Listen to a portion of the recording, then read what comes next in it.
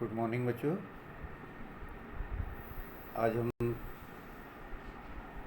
Class 8 में विज्ञान शुरू करेंगे और सारे बच्चे अपने विज्ञान की बुक में पहला लेसन विज्ञान एवं तकनीकी के क्षेत्र में नवीनतम प्रगति, ये वाला जो अध्याय है पहला, पेज नंबर 1 पर, ये सारे बच्चे अपनी अपनी किताबों में खोलें। विज्ञान एवं तकनीकी के क्षेत्र में नवीनतम प्रगति। आज हम सभी अच्छे से वाकिफ़ हैं कि आज विज्ञान और तकनीकी की बदौलत आज हमने प्रगति की जो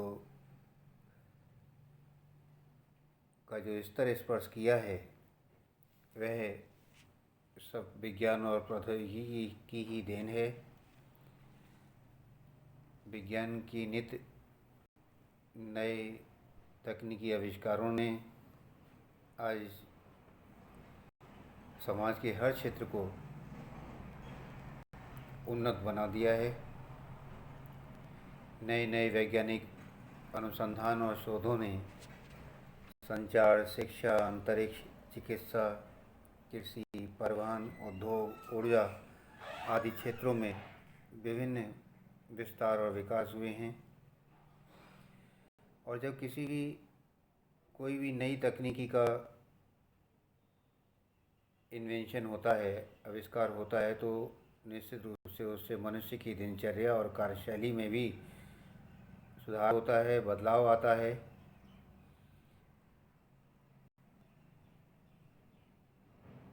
आज इसी बदलाव पर हम चर्चा करेंगे कि किस तरह विज्ञान और तकनीकी ने हमारे जीवन के भिन्न भिन्न क्षेत्रों में प्रगति की है। विज्ञान और तकनीकी ने इनकी प्रगति को हम प्रमुख 12 क्षेत्रों में जो बदलाव आए हैं उनको बिंदुवार पढ़ेंगे। पहला,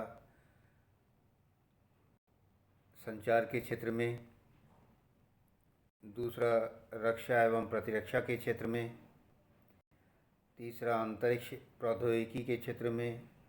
चौथा, परिवहन के क्षेत्र में। पाँचवा, चिकित्सा के क्षेत्र में। नंबर 6, शिक्षा में सूचना और संचार प्रौद्योगिकी के क्षेत्र में। नंबर 7, कृषि के क्षेत्र में।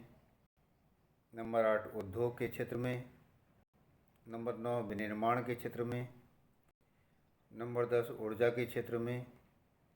नंबर 11, व्यापार एवं वाणिज्य के क्षेत्र में। और 12वां बिंदु है ई गवर्नेंस के क्षेत्र में। इन सभी 12 क्षेत्रों में बच्चों प्रमुख रूप से विज्ञान और तकनीकी के नित्य नए आविष्कारों और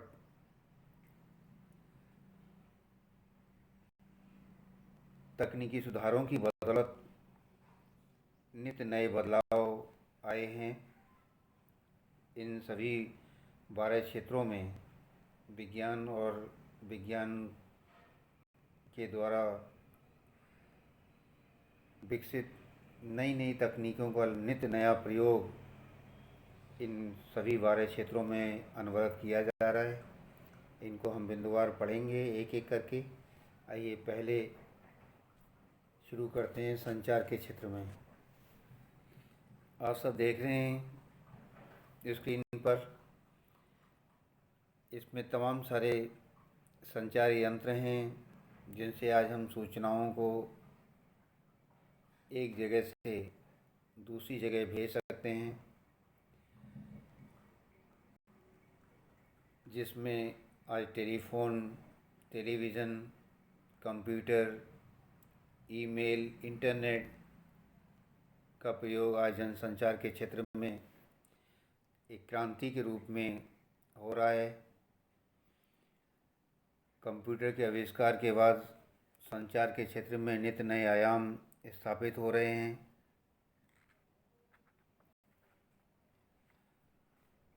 आज संचार तकनीकी के बदौलत आज वीडियो कॉन्फ्रेंसिंग, वाईफाई से वायरलेस फिडेलिटी और वाई मैक्स तकनीकी जो है वो वैज्ञानिकों की ही एक अद्भुत देन है। आज 3G 4G प्रौद्योगिकी द्वारा broadband, wireless internet, data, video, TV इत्यादि अब मोबाइल फ़ोन पर आसानी से उपलब्ध हैं। बिना किसी बाधा के वीडियो क्लिपिंग व मनोरंजन का आदान प्रदान भी अब संभव हो गया है। हम अपने छोटे से मोबाइल पर, आप सब देख रहे हैं ना बच्चों, कि मोबाइल से ही हम अपना सारी सूचनाओं का संकलन कर सकते हैं, एक दूसरे को मैसेज कर सकते हैं, हम मेल कर सकते हैं, हम ई लर्निंग भी है संचार के माध्यम से कर सकते हैं। जैसा कि अभी आपने कोविड-19 के समय आप लोग कर रहे हैं, घर बैठे आप अध्ययन कर रहे हैं, ऑनलाइन अध्ययन कर रहे हैं।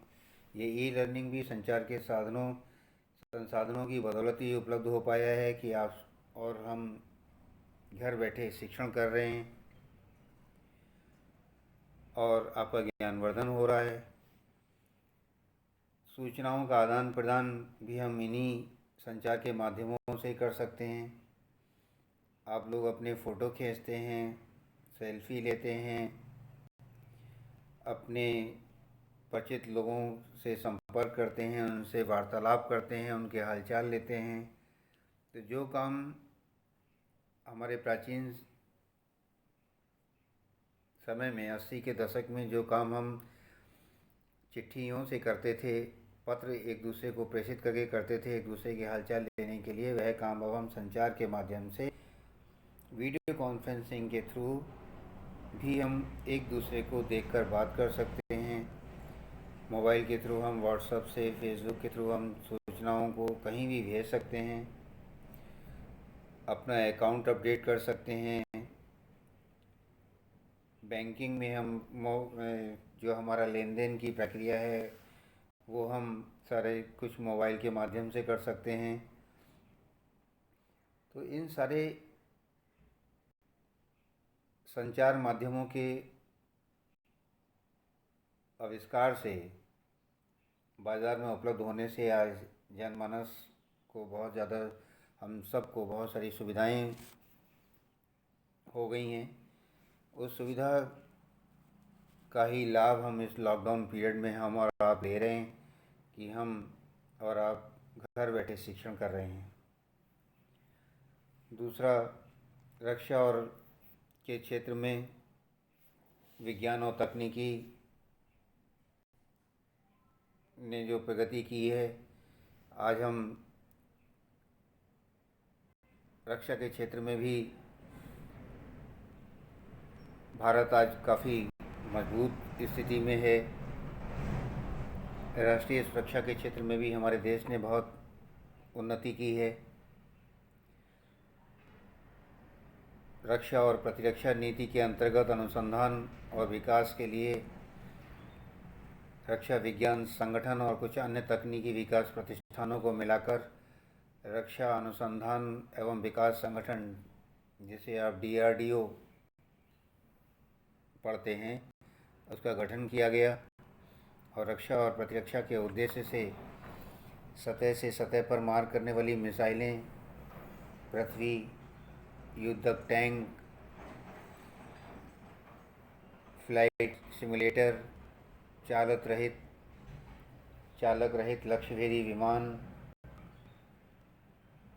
वैरेंज प्रणाली, वैकून वैरेंज प्रणाली आदि नवीनतम रक्षा के क्षेत्र में तमाम DRDO की उपलब्धियां हैं। प्रक्षेपास्त्र विकास कार्यक्रम के अंतर्गत बैलिस्टिक प्रक्षेपास्त्र, आकाश मिसाइल, ब्रह्मोस, सुपरसोनिक मिसाइल आदि कार्यक्रम का प्रक्षेपण किया गया। जल अभियानों के संचालन के लिए समुद्री बेड़े और सामरिक मिसाइल तथा आकाशीय प्रक्षेपास्त्रों का भी विस्तार हुआ। हमारे देश के पूर्व राष्ट्रपति डॉक्टर APJ अब्दुल कलाम ने 1998 में पोखरण में द्वितीय परमाणु परीक्षण में एक निर्णायक भूमिका निभाई। इन्हें बैलिस्टिक मिसाइल और प्रक्षेपण यान प्रौद्योगिकी के विकास कार्यों के लिए भारत में मिसाइल मैन के रूप में जाना जाता है। रक्षा के क्षेत्र में INS कोची और INS अरिहंत आदि युद्धपोतों का भी प्रयोग किया जा रहा है। आज हमने जल, थल, वायु तीनों क्षेत्रों में हमने हमारी भारतीय सेना ने विज्ञान और तकनीकी की बदौलत अपनी तकनीकी को इतना उन्नत बना लिया है कि आज हम हर क्षेत्र में, चाहे वो जल, थल, वायु सेना का कोई भी अंग क्यों ना हो, हम हर क्षेत्र में आज हम काफ़ी मजबूत स्थिति में हैं। ये सब विज्ञान की ही देन है। विज्ञान और तकनीकी की बदौलत आज ये सब संभव हो पाया है। तीसरा क्षेत्र है अंतरिक्ष प्रौद्योगिकी के क्षेत्र में। अंतरिक्ष प्रौद्योगिकी के क्षेत्र में भी यदि हम देखें तो अभी मैंने आपको बताया कि पूर्व राष्ट्रपति डॉक्टर APJ अब्दुल कलाम का प्रमुख नाम है। उन्हें मिसाइल मैन ऑफ इंडिया कहा जाता है। उन्होंने कई मिसाइलों का निर्माण करने में अपनी महत्वपूर्ण भूमिका निभाई। भारतीय अंतरिक्ष अनुसंधान केंद्र का नाम आपने सुना होगा और हमारे देश में भारतीय अंतरिक्ष कार्यक्रम के जनक डॉक्टर विक्रम साराभाई की अध्यक्षता में 1962 में भारतीय राष्ट्रीय अंतरिक्ष अनुसंधान समिति और नवंबर 1969 में भारतीय अंतरिक्ष अनुसंधान संगठन ISRO का गठन हुआ। एक छोटे से रॉकेट प्रक्षेपण से शुरुआत करके अंतरिक्ष प्रौद्योगिकी एक ऐसे मुकाम पर पहुंच गई जिसकी हमने कभी कल्पना भी नहीं की थी। अब हमारे पास भारतीय राष्ट्रीय उपग्रह इनसैट एवं भारतीय दूर संवेदी उपग्रह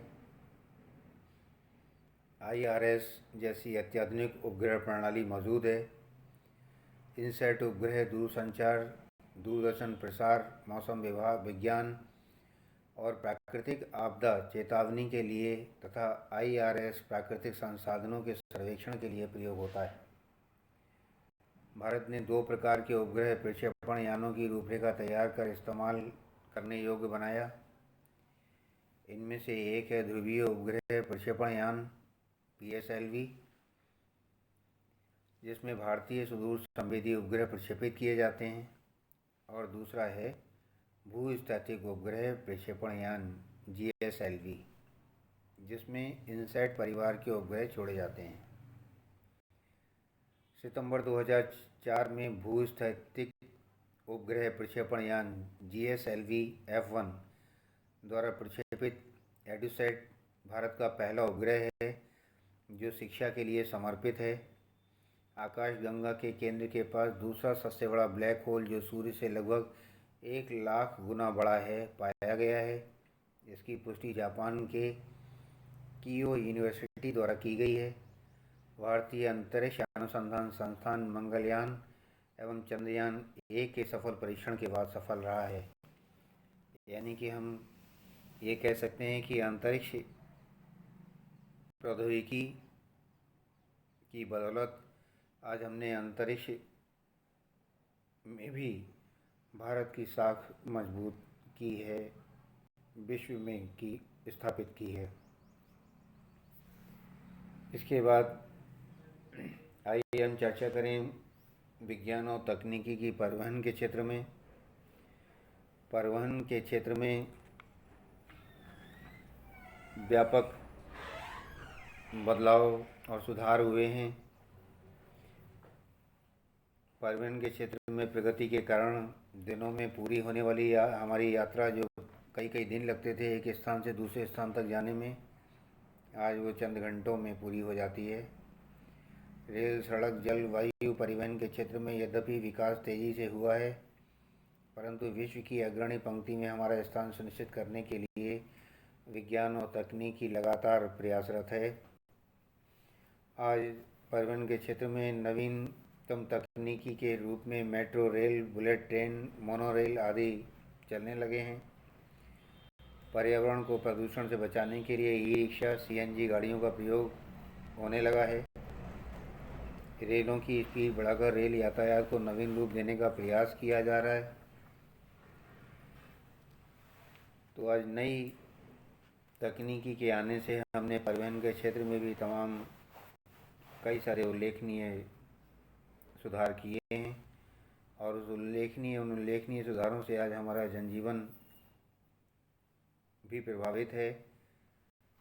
आज अत्याधुनिक परिवहन संसाधनों से आज हमारे देश का पर्यावरण भी काफ़ी हद तक संरक्षित है और सुरक्षित बनाने का प्रयास किया जा रहा है। उसके बाद आइए हम चर्चा करते हैं चिकित्सा के क्षेत्र में भी विज्ञान और तकनीकी का बहुत महत्वपूर्ण योगदान है। इस विज्ञान और तकनीकी ने आज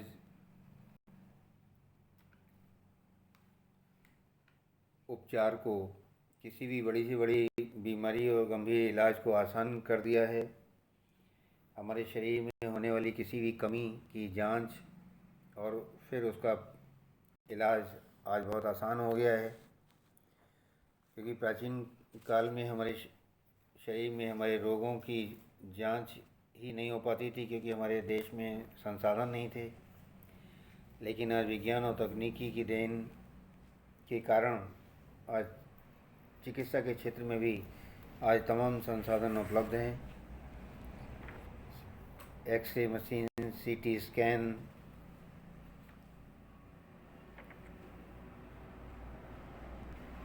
एमआरआई के अतिरिक्त जितनी भी मेडिकल से रिलेटेड जांचें हैं, radiography, angiography, computed tomography, magnetic resonance imaging, MRI, sonography आदि, ये सब आज हमारे देश में इनके लिए संसाधन उपलब्ध हैं। ये सब चिकित्सा के क्षेत्र में टेली चिकित्सा की नवीनतम उपलब्धि हैं। इससे 5-6 घंटे के अंदर विश्व के किसी भी चिकित्सा विशेषज्ञ से विचार विमर्श करके रोगी का चेकअप कराया जा सकता है। चिकित्सा के नवीनतम उपलब्धियों में अंग प्रत्यारोपण तकनीक, हीमोडायलिसिस, प्रोस्थेसिस, ये जो सारी तमाम मेडिकल प्रोसेस हैं, ये सब आज विज्ञान और वैज्ञानिक तकनीकी की बदौलत आसान हो गए हैं। तमाम सारे विषाणुओं के लिए तमाम टीकों की खोज भारत में की जा रही है। इवन कि यहाँ तक कि वर्तमान में जो वैश्विक महामारी चल रही है कोरोना, इसके लिए भी वैज्ञानिक प्रयासरत हैं। भारत में इस पर भी जोरों से काम चल रहा है, ताकि कोरोना रोधक टीके की खोज की जा सके और इस महामारी पर नियंत्रण पाया जा सके। ये सब वैज्ञानिक तकनीकी की ही देन है।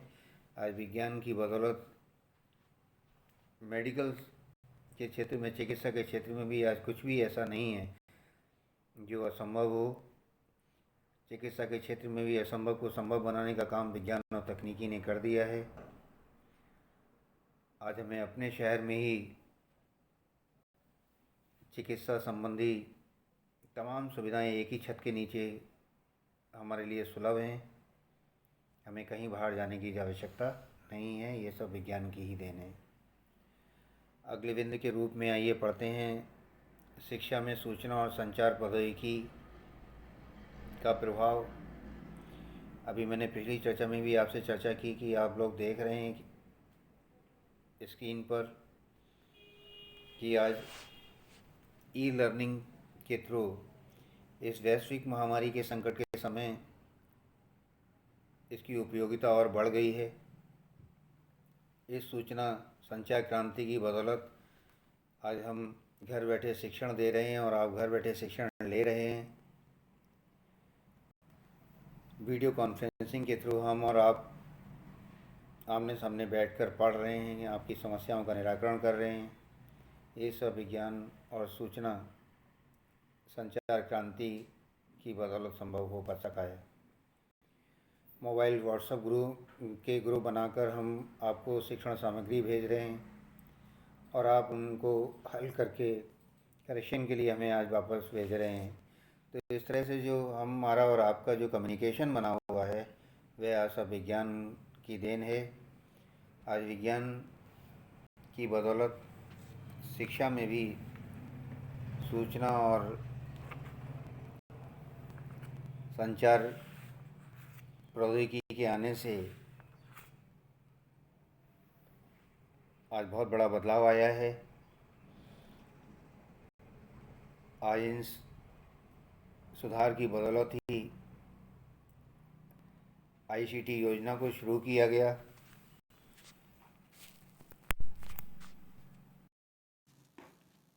कौशल क्षमता को बढ़ाने और कंप्यूटर सहायक शिक्षण प्रक्रिया के माध्यम से सीखने के अवसर आज उपलब्ध हुए हैं।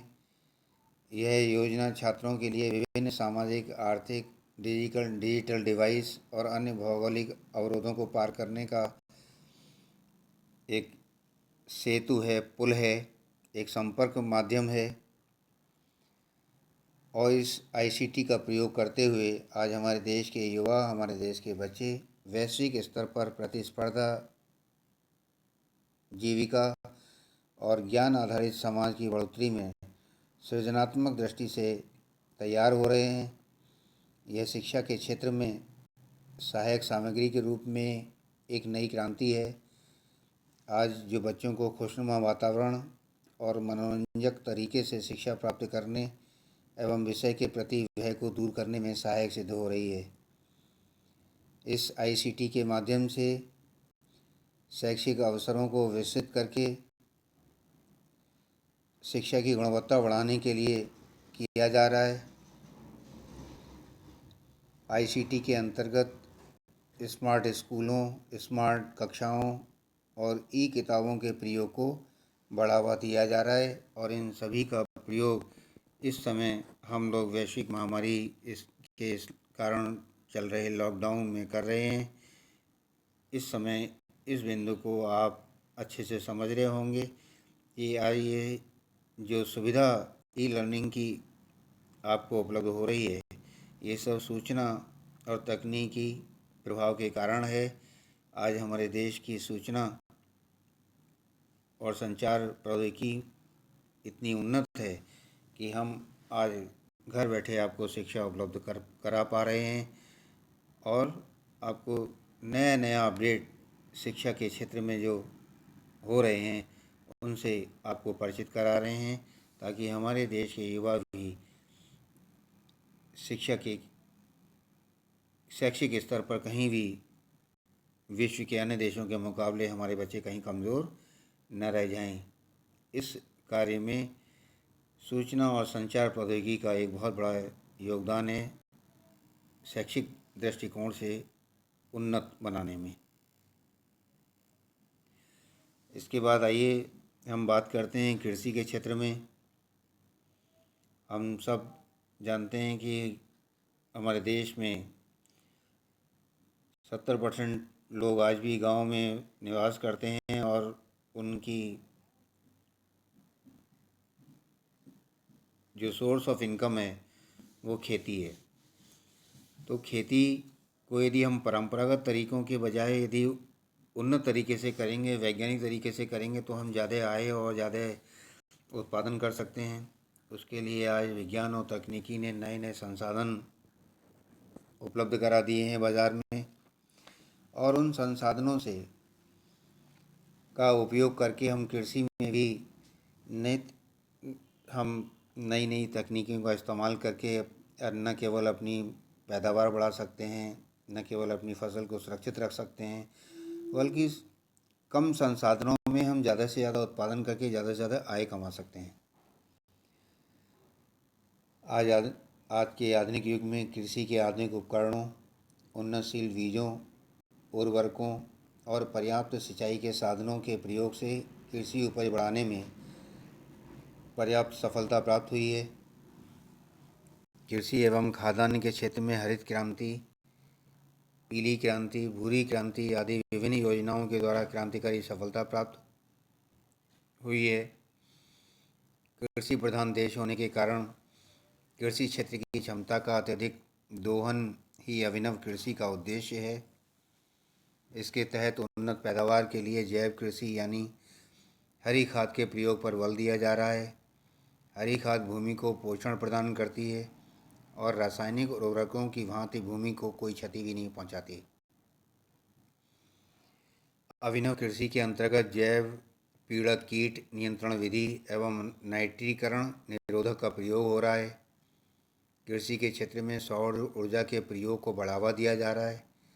जहां जल की उपलब्धता का अभाव है वहां छिड़काव तंत्र और ड्रिप तंत्र विधि का प्रयोग हो रहा है, जिससे आज हमने कृषि के क्षेत्र में भी दिनों दिन उत्तरोत्तर तरक्की की है। और जिसके कारण आज हमारे देश का किसान भी आज उन्नत हो गया है। हर तरह से वो संसाधन संपन्न है। आइए अब बात करते हैं उद्योग के क्षेत्र में। उद्योग के क्षेत्र में भी विज्ञान और तकनीकी ने एक बहुत ही चमत्कारिक परिवर्तन ला दिया है। जो कार्य पूर्ण करने के लिए हम अधिक से अधिक मैन पावर लगाते थे, व्यक्तियों को काम पर लगाते थे, जिस एक कार्य को करने के लिए 20-20, 50-50, 100-100 लोगों को लगाया जाता था, उसे एक मशीन करने लगी है। तो आज के इस मशीनी युग में उद्योगों में भी आज एक नई तकनीकी का प्रयोग किया गया है। आज उद्योगों में भी मानवीय श्रम कम और मशीनी प्रयोग बढ़ गया है। और उस मशीनी प्रयोग का परिणाम भी हमें देखने को मिल रहा है कि हम बहुत कम समय में अधिक उत्पादन कर लेते हैं। जितना अधिक उत्पादन होगा उतनी ज़्यादा आय होगी हमारे देश को या किसी भी उद्योग को। तो हर क्षेत्र में आज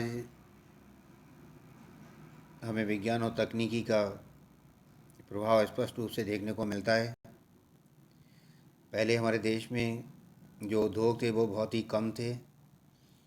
आज हमारा देश औद्योगिक क्षेत्र में बहुत तरक्की कर चुका है। उद्योगों की स्थापना के कारण गुणवत्ता वाले उत्पादन सस्ते दामों पर आसानी से उपलब्ध होने लगे हैं और लोगों के रहन सहन के स्तर में भी आज बहुत बदलाव देखने को मिलता है। इवन कि आज गाँव के लोगों का भी जो रहन सहन का स्तर है उसमें बहुत बड़ा सुधार हो गया है। 10 साल पहले तक जो गाँव में पक्के मकान ना के बराबर होते थे, आज उनकी बहुतायत है। गांव में कच्चे मकान देखने को नहीं मिलते। ये सब कृषि और उद्योग के क्षेत्र में विज्ञान और तकनीकी की देन की परिणाम की बदौलत हुआ है। गांव के लोग फैक्ट्रियों में काम करके अधिक से अधिक आय कमाने लगे हैं और उस आय से अपने रहन सहन के स्तर को उच्चतर बनाने लगे हैं। वर्तमान समय के प्रमुख उद्योगों में खनन उद्योग, लोहा उद्योग, इस्पात उद्योग, सीमेंट उद्योग, कोयला उद्योग, पेट्रोलियम उद्योग, कपड़ा उद्योग, रत्न एवं आभूषण उद्योग, चीनी उद्योग, ये तमाम ऐसे उद्योग हैं जो आज हमारे देश में स्थापित किए जा रहे हैं और उससे हमारे देश को उद्योग के क्षेत्र में भी अग्रणी बनाया जा रहा है। उद्योगों के क्षेत्र में देश को अग्रणी बनाने के लिए मेक इन इंडिया योजना को शुरू किया गया। इसके तहत विदेशों के कई निवेशकों को भारत में विभिन्न व्यवसायों में पैसा लगाने के लिए एक अवसर उपलब्ध कराया जा रहा है। भारत में बने हुए उत्पादों के लिए राष्ट्रीय और अंतर्राष्ट्रीय स्तर पर घरेलू कंपनी के साथ ही बहुउद्देशीय कंपनियों को अवसर देने का लगातार प्रयास किया जा रहा है। और ये सारे प्रयास हमारे देश में ये फलीभूत हो रहे हैं, जिससे हमारे देश में की जो राष्ट्रीय आय है वह उद्योगों के माध्यम से भी दिन प्रतिदिन बढ़ती जा रही है, और प्रति व्यक्ति जो आय का जो स्तर है वह भी ग्राफ बढ़ता जा रहा है। अब बात करेंगे हम विनिर्माण के क्षेत्र में। आज हमने विनिर्माण के क्षेत्र में भी कच्चे माल को हमने मूल्यवान उत्पादन में परिवर्तित कर अधिक मात्रा में वस्तुओं के उत्पादन को विनिर्माण का वस्तु निर्माण कहते हैं। जो हमारे देश में कच्चा माल उपलब्ध है या जो भी हमारे संसाधन हैं, उन्हीं संसाधनों से नई नई अनूठी चीज़ें बनाकर, वस्तुएं बनाकर उन्हें राष्ट्रीय और अंतर्राष्ट्रीय बाज़ार में बेचकर अधिक से अधिक आय कमाना ही विनिर्माण है। और ये काम हम भारतवासी बहुत अच्छे से जानते हैं। और इस काम में आप देख रहे हैं, गांव में नरेगा के अंतर्गत नए नए कार्य, सड़कों का निर्माण, तालाबों की खुदाई, नहरों की खुदाई, सिंचाई के लिए की जा रही है, जिससे जन सुविधा लोगों को उपलब्ध हो सके और हम विनिर्माण के क्षेत्र में इन विनिर्माण कार्यक्रमों के माध्यम से हम और उन्नति कर सकें। उस उन्नति से हम अधिक आय कमा सकें, रोज़गार सृजन को बढ़ावा दे सकें और अपने तैयार माल को उपभोक्ताओं द्वारा उपयोग हेतु बाज़ारों तक पहुंचाया जा सके। यह सारे के सारे कार्य हम विनिर्माण के क्षेत्र में विज्ञान और तकनीकी की बदौलत कर रहे हैं। विनिर्माण क्षेत्र किसी भी अर्थव्यवस्था की संपन्नता का जनक होता है। इसका विकास हमारे प्राकृतिक और कृषि संसाधनों के मूल्य संवर्धन के लिए भी महत्वपूर्ण है। हमारी नीतिगत आवश्यकताओं को पूरा करने और संपोषणीय विकास की दृष्टि से भी निर्माण क्षेत्र का संवर्धन जरूरी है।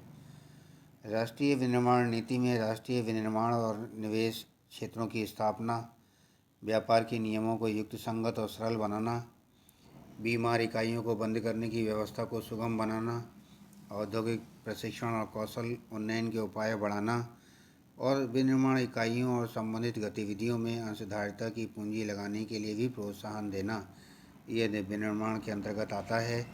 और यह सब विज्ञान और तकनीकी के बदौलत आज विनिर्माण के क्षेत्र में व्यक्ति ने अपने प्राकृतिक और कृषि संसाधनों को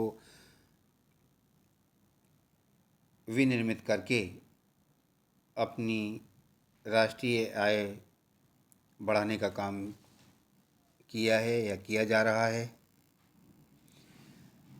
इसके बाद हम लोग पढ़ते हैं ऊर्जा के क्षेत्र में।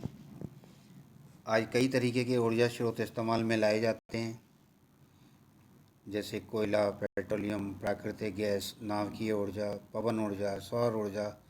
ये सब जानते हैं ना बच्चों, ये सब हमारे ऊर्जा के स्रोत हैं। कोयला, पेट्रोलियम पदार्थ, पेट्रोल, डीजल, प्राकृतिक गैस, नाभिकीय ऊर्जा, पवन ऊर्जा और सौर ऊर्जा। ऊर्जा के कुछ स्रोतों को लगातार इस्तेमाल किया जा सकता है या एक निश्चित अवधि के बाद पुनः पूर्ति की जा सकती है। इस प्रकार के ऊर्जा के स्रोतों को नवीकरणीय या अक्षय ऊर्जा स्रोत कहते हैं। कुछ ऐसे ऊर्जा स्रोत हैं जिनकी पुनः पूर्ति नहीं की जा सकती। इस प्रकार के ऊर्जा स्रोतों को अनवीकरणीय ऊर्जा स्रोत कहते हैं। वर्तमान में अधिकांश ऊर्जा हम अनवीकरणीय स्रोतों से ही प्राप्त करते हैं। इन ऊर्जा स्रोतों के भंडार सीमित हैं और इनके खत्म होने में अब बहुत ज़्यादा समय नहीं लगेगा, जैसे कि पेट्रोल, डीजल आदि। ऐसी स्थिति में हमारे लिए ये चिंतनीय है कि हमारे लिए भविष्य में हमें ऊर्जा की पूर्ति कैसे होगी। उसके लिए हमने आज नवीकरणीय ऊर्जा स्रोतों को खोज लिया है, जैसे सौर ऊर्जा, पवन ऊर्जा, जल ऊर्जा, बायोगैस, समुद्रीय नाभिकीय एवं भूतापीय ऊर्जा के प्रयोग को आज हमने बढ़ावा दिया है। इनके प्रयोग से क्या हो रहा है, आज हमारे पर्यावरण की कम से कम क्षति हो रही है। ग्लोबल वार्मिंग की जो समस्या बनी हुई है उसमें गिरावट आ रही है। नवीकरणीय ऊर्जा के स्रोत सर्वाधिक व्यापक और असीमित ऊर्जा के स्रोत हैं। इनके अतिरिक्त अन्य नवीनीकरण ऊर्जा स्रोतों की तुलना में सौर ऊर्जा स्रोत जो जितने हैं वह सबसे ज़्यादा महत्वपूर्ण और कम प्रदूषणकारी हैं। आपके गांव में भी देखा होगा आपने, सोलर लाइटें लगी हैं। बहुत सारे लोगों के घरों में सोलर लाइट लगाई गई हैं। आज सोलर पंपिंग सेट, सोलर कारें, इवन सोलर ट्रेनें, सोलर स्कूटी, सोलर संसाधन, इस सोलर ऊर्जा का प्रयोग हम कई क्षेत्रों में कर रहे हैं। सिंचाई के क्षेत्र में भी सौर ऊर्जा का व्यापक प्रयोग किया जा रहा है। राजस्थान में आपने देखा होगा, वहाँ ऊर्जा के क्षेत्र में पवन चक्कियों को लगाकर ऊर्जा का उत्पादन किया जाता है और उन पवन चक्कियों के माध्यम से सिंचाई के कार्यों को किया जाता है। इन नए नवीकरणीय ऊर्जा स्रोतों से आज प्रदूषण की समस्या कम हुई है, ऊर्जा की में बचत हुई है, ऊर्जा की बचत हो रही है। और इस ऊर्जा के क्षेत्र में नए तकनीकी यंत्रों का उपयोग करके आज भारत ने भी विश्व के वैश्विक देशों में अपनी साख को मजबूत बना लिया है। आज हम ऊर्जा के क्षेत्र में भी, ऊर्जा उत्पादन के क्षेत्र में भी विश्व के अन्य देशों की तुलना में कहीं पीछे नहीं हैं। आज हमारे देश के वैज्ञानिकों ने नई नई तकनीकी को खोजकर ऊर्जा के नए स्रोतों की स्थापना कर दी है, जिससे न केवल हमारा जनजीवन सुलभ हुआ है बल्कि हमारा उत्पादन भी बढ़ा है, पर्यावरण भी संरक्षित हुआ है और प्रति व्यक्ति आय भी बढ़ी है। इसके बाद व्यापार और वाणिज्य के क्षेत्र में भी विज्ञान और तकनीकी का बड़ा महत्वपूर्ण योगदान है। इस समय हमारे लिए समझने के लिए बहुत सुंदर अवसर है। इस लॉकडाउन के समय में जब हमारे पास पैसा नहीं है, बैंक हमें जाना नहीं है क्योंकि घर से नहीं निकलना है, अपने घरों में रहना है, स्टे होम स्टे सेफ, घर पर रहकर सुरक्षित रहना है, घर से बाहर नहीं निकलना है।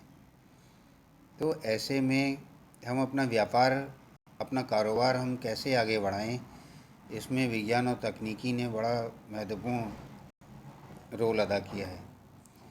आज आप देख रहे हैं कि ऑनलाइन बैंकिंग के माध्यम से, ऑनलाइन ट्रेड सिस्टम के माध्यम से घर में बैठे बैठे लोग व्यापार कर रहे हैं, लोग घर बैठे बैठे अपना ट्रेड चला रहे हैं। तो ऐसे में हमारा जीवन सुलभ हो गया है, कोई दिक्कत हमें नहीं आ रही है, हमारे सारे कार्य आसानी से हो रहे हैं। कोई भी परचेजिंग हमें करनी है, ऑनलाइन हम परचेजिंग कर पा रहे हैं। घर बैठे बैठे सारा हमारी जो ज़रूरतें हैं, राशन है, दूध है, अखबार है, सारी की सारी चीज़ें ऑनलाइन ऑर्डर करके हम ऑनलाइन पेमेंट के थ्रू हम घर बैठे बैठे मंगा सकते हैं।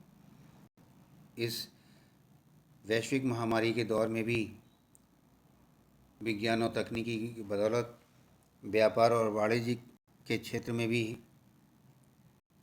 लगातार काम हो रहा है और इन सभी संसाधनों की बदौलत ही आज व्यक्ति अपने व्यापारिक कार्यों को और अपने वाणिज्यिक कार्यों को अंजाम दे पा रहा है। ये सब विज्ञान और तकनीकी की बदौलत ही संभव हुआ है। यदि विज्ञान और तकनीकी ने इन सारे संसाधनों को विकसित न किया होता तो आज हम लॉकडाउन में हाथ पे हाथ रखे बैठे हो रहे होते और हर व्यक्ति आज परेशान होता, क्योंकि हमारे पास संसाधन नहीं होते तो हम कैसे अपनी ज़रूरतों का, अपनी मौलिक ज़रूरतों की भी पूर्ति नहीं कर पाते। तो आज इस वैश्विक महामारी के दौर में भी जो हम घर बैठे अपनी ज़रूरतों को पूरा कर पा रहे हैं, उसमें विज्ञान और तकनीकी का बहुत बहुत महत्वपूर्ण योगदान है। अंतिम जो बिंदु है वह है ई गवर्नेंस के क्षेत्र में। ई गवर्नेंस में आप जानते हैं कि जन सुविधा केंद्र जगह जगह खुले हुए हैं।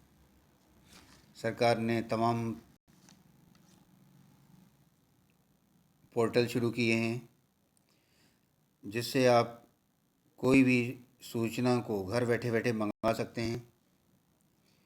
आपको आधार से जोड़ दिया गया है और आपसे संबंधित पूरी डिटेल, पूरी जानकारी आज ऑनलाइन मौजूद है आपके आधार के रूप में। और इस ई गवर्नेंस के माध्यम से हम कोई भी प्रमाण पत्र हमें बनवाना हो, कोई भी हमें सरकारी कार्य को करना हो, घर बैठे हम इस ई गवर्नेंस के माध्यम से कर सकते हैं। सरकार की आम नागरिकों के लिए उपलब्ध सुविधाओं को इंटरनेट के माध्यम से उपलब्ध कराना ही ई गवर्नेंस और ई शासन कहलाता है। इसके अंतर्गत शासकीय सेवाएं और सूचनाएं ऑनलाइन उपलब्ध होती हैं। ये अच्छे शासन का पर्याय बनता जा रहा है। ई शासन के उपयोग से शासन प्रणाली अधिक पारदर्शी, कुशल और जवाबदेह बनाई जा सकती है और बनाई जा रही है। इसके अंतर्गत शासन संबंधी सभी सूचनाओं को इंटरनेट पर उपलब्ध करा दिया जाता है। विद्यालय में एडमिशन लेना हो, बिल भरना हो, जाति आय प्रमाण पत्र बनवाना हो तहसील में, या अपना जन्म और मृत्यु प्रमाण पत्र, विवाह प्रमाण पत्र बनवाना हो नगर निगम में, ये सारी की सारी मूलभूत सुविधाएं आज ई गवर्नेंस के माध्यम से घर बैठे बैठे आपको उपलब्ध हो जा रही हैं। आम आदमी को सीधे तौर पर इन साझा सेवा केंद्रों की स्थापना की गई है। साझा सेवा केंद्रों में आम आदमी को सीधे तौर पर लाभान्वित करने का उद्देश्य है और उनको सरकारी सुविधाएं घर बैठे उपलब्ध कराना इस सेवा का इस ई गवर्नेंस सेवा का उद्देश्य है। ई गवर्नेंस को ही डिजिटल इंडिया चरितार्थ कर रहा है। डिजिटल शासन का अर्थ है सभी प्रकार की शासन संबंधी जानकारियों का डिजिटलाइजेशन होना, और आज सारी सरकारी विभागों का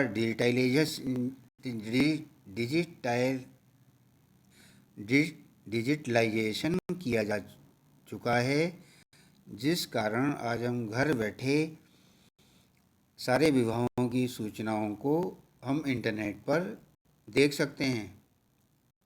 इस कारण ये पारदर्शिता भी बढ़ी है, जिससे सरकारी आंकड़ों का, सरकारी सूचनाओं को हम कभी भी ऑनलाइन चेक कर सकते हैं और उनको चेक करके यदि कोई भी क्वेरी है या कोई आपत्ति है वह भी हम दाखिल घर बैठे कर सकते हैं। तो इसके अलावा भी और बहुत सारे क्षेत्र हैं। आज डिजिटल इंडिया के अंतर्गत ई हॉस्पिटल की व्यवस्था भी शुरू की गई है। घर बैठे बैठे आपको हॉस्पिटलाइजेशन की पूरी फैसिलिटी मिल सकती है हर क्षेत्र में, चाहे वो व्यापार का क्षेत्र हो, चाहे शिक्षा का क्षेत्र हो, है ना। ई ट्रेडिंग, वाणिज्यिक ट्रेड के क्षेत्र में, शिक्षा के क्षेत्र में ई लर्निंग, और हर क्षेत्र में आज इस विज्ञान और तकनीकी के इस नए वातावरण ने हर स्तर पर नवीनता ला दी है और आज हमारे देश को उन ऊंचाइयों पर ला खड़ा किया है जहां अब तक विकसित राष्ट्र हुआ करते थे। इन्हीं उपरोक्त सभी सुधारों की बदौलत आज भारत को भी एक विकसित राष्ट्र कहा जाता है। कल तक हम अविकसित राष्ट्र के नागरिक थे, परंतु आज विज्ञान और तकनीकी की बदौलत आज हमारा देश भी एक विकसित राष्ट्र कहलाता है। समझ गए बच्चों? तो ये था हमारा आज का पहला लेसन। इसके बाद हम दूसरा लेसन शुरू करेंगे। आज पहला लेसन कक्षा 8 में हमने पढ़ा है विज्ञान और तकनीकी के क्षेत्र में नवीनतम प्रगति, यानी कि विज्ञान और तकनीकी ने आज किन किन क्षेत्रों में प्रगति की है, हमने ये जानने की कोशिश की। तो आप समझ गए होंगे कि हमने 12 प्रमुख क्षेत्रों में आज तरक्की की है। इसके अलावा भी और कई क्षेत्र हैं जिनमें हमने तरक्की की है, लेकिन मुख्यतः इन 12 क्षेत्रों को हम पढ़ेंगे, जानेंगे, समझेंगे और अपनी कॉपी में नोट डाउन करेंगे।